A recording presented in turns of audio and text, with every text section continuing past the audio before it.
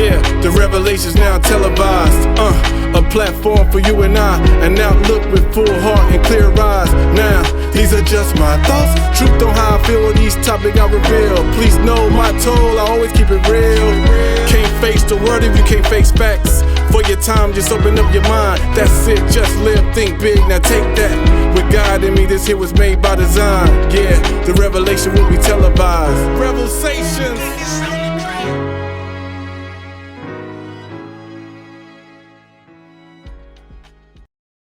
What's up, everybody, and welcome back to the REVELSations podcast. It's your boy Rev. Please subscribe, rate, and review wherever you get your podcast. Share this with somebody. Topic of today's short talk is the place between faith and frustration. The place between faith and frustration. As we do, got to go and get some dictionary definitions so we'll all be on the same page as far as what we're talking about today. So, faith, people have it. People think it's just a religious thing, but it's not. Faith is a complete trust or confidence in someone or something. The complete trust or confidence in someone or something. So we can have faith that I'm sitting in a chair. I had complete trust and confidence that this chair was going to be able to hold my weight.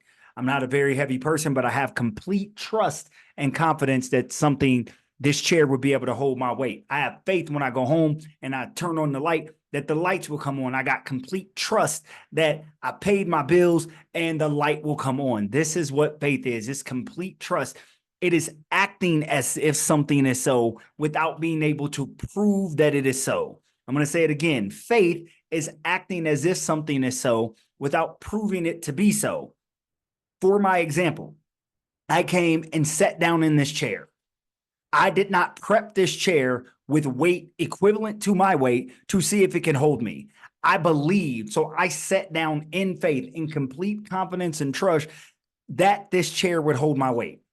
There was no testing. I had faith that when I sat down, the chair would hold my weight and would not knock me to the ground. That is faith. I had no proof that the chair today would hold me up.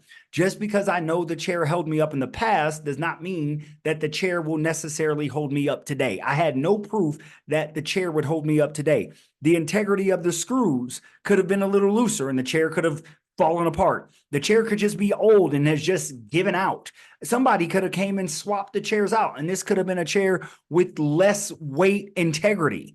But I sat in this with complete confidence and trust that the chair would hold my weight. When I go and flick on the lights, I'm having complete faith and trust that the lights are going to come on so I can read and I can do the things in my home. I'm acting as if it is so. I didn't buy candles. I didn't buy a flashlight. I'm just going and say, when I get home, I'm going to flick on this light. I'm going to turn on this television. I'm going to turn on this computer. Faith, complete trust and confidence in something or someone.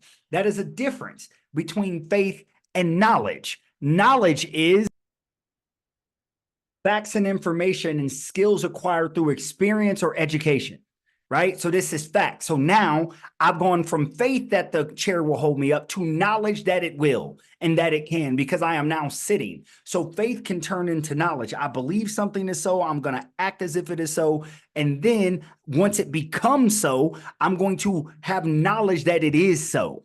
Okay. Again, facts, information, right? These are facts and information. I have a fact that my lights turn on. I know for a fact that the weight can hold me. Now, why am I talking about this? Because oftentimes it does not matter if you believe in a higher power, or you believe in God like I do, or whatever. We all have faith. Everybody under the sound of my voice, everybody that you know have faith. How do I know you have faith? Because you make future plans and you act as if something is so without being able to prove that it is so. You plan for tomorrow, but you have no proof today that you will live to see tomorrow. You plan for retirement, but you have no proof today that you will live to see 65, right? You plan to have dinner. You have no proof right now that the restaurant will be open when you get there. Just because they say they will be open, we all know that life happens. And life is the thing that happens in between the plans that we make. So even though we may say, I know this will be open, that's not true. I know that this chair will hold me. I know that I will live tomorrow. None of that is true. We have faith and we plan as if it is so without having proof that it is so. Once it becomes so, once today becomes tomorrow, I know now that I'm alive. I know now that the restaurant is open. I know now, going back to the chair analogy, that the chair can hold me up. So this is facts and information. I have the facts that this chair can hold me. I have the facts that the restaurant is open. I'm really trying to hammer home these ideas because I want you to understand the difference between faith and knowledge before we get to the point between faith and frustration. Okay, so we have faith, complete confidence in something that is, we're going to act as if it is so before it is proven to be so. Once it's proven to be so, we have knowledge. And I proclaim that we all have faith. We all have faith in something. The sun will rise tomorrow, we'll get up. And most of us have faith that things will work out for us in some way, shape, or form. And when we have faith that something will work out for us, that is really called hope. Okay, we have hope. Hope is not just the name of a girl from around the way. Hope is actually a feeling or expectation and desire of a particular thing to happen. I believe, or I am wanting, or I'm desiring for this thing to happen, right? So I have faith that something will happen beneficial for me. That is, I hope. I hope things will happen. Most of us don't hope bad things will happen to us. Some of us do hope bad things will happen to another person. But most of us who are in our right minds and our right hearts hope things will happen, right? So we have faith that if I go to school and I do the right thing, that I'm going to be able to have a successful career. If I do the right thing, I hope to have things work out for me. If I eat right, diet, and exercise, I hope to not have cardiac arrest in my 30s or 40s. This is hope. This is the feeling or expectation, things are going to work out for me. And most of us have hope. But most of us actually have faith. We have confidence that it will work out.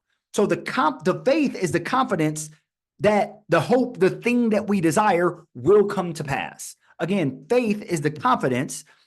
Hope is the thing that we want will come to pass. So faith and hope run together. Okay. Now, we all have faith that things will work out for us. I believe that most of us do, that I'm going to get a job, I'm going to find a wife, I'm going to have some kids, whatever it is. But what happens in between your faith and you doing the right thing and the frustration that it is not working out right now? The faith and the frustration. Okay. So what is frustration? What is the definition of frustration? Because again, we have to go through all of the definitions. Frustration means a feeling of being upset or annoyed as a result of not being able to change or achieve something. Simply put, it's not working out for me like I expected and like I planned.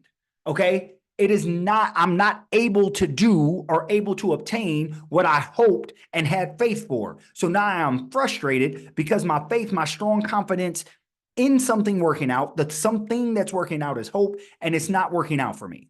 So now what do we do between faith, belief in something? What we believe in is the hope. We hope that this thing's worked out, and the frustration that it's not. The place between faith and frustration. Now, I am currently in the place between faith and frustration. I am frustrated at a situation that happened to me that was out of my hands, something that I could not control, and it is negatively affecting me.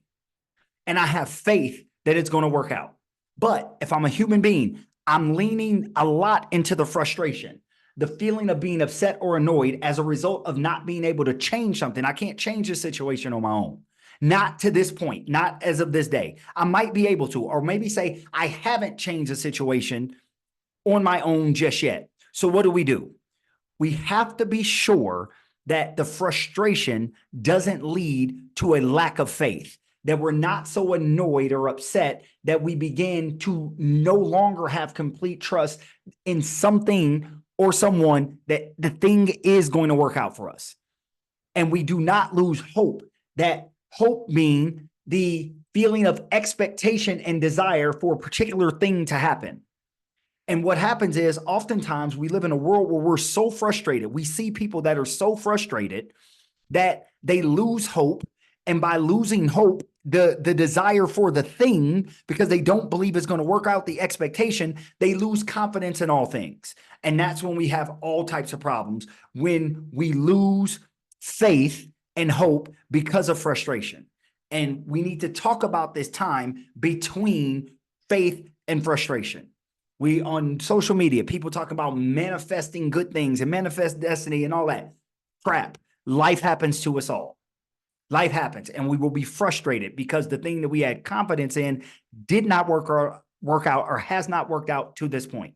So what do we do in that period between faith and frustration? What do you do? I know I try to lean more into my faith while acknowledging the frustration. Faith that, you know what, I've come this far. Most things have worked out for me. If I lean more, I should say, into my memory, and I will realize that most things have worked out for me. Most of the time that I've been frustrated, my hope has actually come to pass, or a greater hope, something that I didn't necessarily think or know that I wanted or would be better for me. Okay? So when you're frustrated because the thing you have faith in isn't working out, I'm encouraging you to lean more into the faith. Do what you have to do, right? Work your faith, meaning your desire, meaning your complete trust and confidence in something. Have confidence in the work that you've done. Put more work into it. And even though it may be frustrating right now that it hasn't bore fruit, I believe that it will. My faith and my confidence is that it will. And my hope is that it will. So when we're between faith and frustration, what do? Do you succumb to the frustration? I hope not. So many people in the world succumb to the frustration. And to be honest, that's why we have people going off, shooting up places, giving up on life and things, because the frustration has overtaken the faith that things will get better. Frustration has overtaken the faith, so people begin to turn to drugs and alcohol or to abuse and hurt other people. Well, it's not going to get any better for me. So misery loves company. So as I'm miserable, I'm going to make other people miserable as well. And that is the part that I'm talking about today, that part where we go from faith to frustration, the in-between. And if we're being honest, a lot of us are in the in-between. And I just want to encourage you that while you're in the in-between, lean more into your faith, lean more into your hope, and think about it. What can I do to strengthen my faith? What can I do to strengthen my hope? Because if we lean all the way into our frustration, we give up hope and we lose faith. And think about it. You've met somebody that has given up hope and they lost all their faith, that things will work out for them and they have no hope for a better tomorrow. How are those people? And do you want to be one of those people too? I'm done. That's it. The place between frustration and faith, or faith and frustration, however you want to put it. I'm Rev. Thank you for listening. Holla at your boy. I am because we are. Hallelujah. Holla back. Peace.